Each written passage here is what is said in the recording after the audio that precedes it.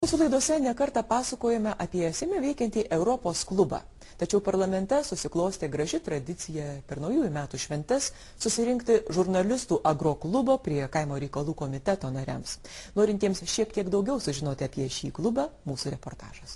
Apie 30 radio, televizijos, spaudos atstovų rengiančių informaciją apie žemės ūkį ir Lietuvos kaimą žurnalistų agroklube susitinka jau trečius metus.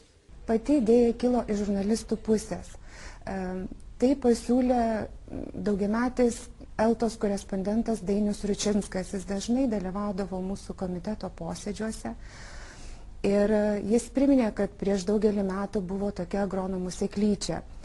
Ten daug jisai yra dalyvavęs, šioje agronomų seklyčia važinėdavo po rajonus su politikais, su žurnalistais ir buvo toksai užmegztas betarpiškas šiltas ryšys.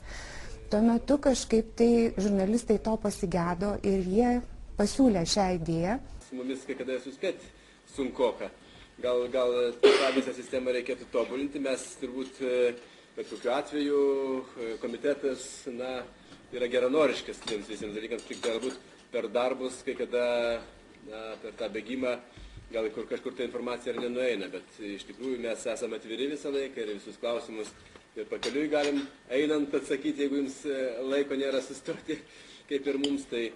Tai iš tikrųjų malonu, kad bendraujam ir malonu, kad yra dar žmonių, kurie domisi kaimo reikalais, žemės ūkio reikalais, nes iš tikrųjų tas sektorius, kaip pasirodė valstybei, yra labai svarbus. Ne tas žodis, kad svarbus, bet yra labai svarbus.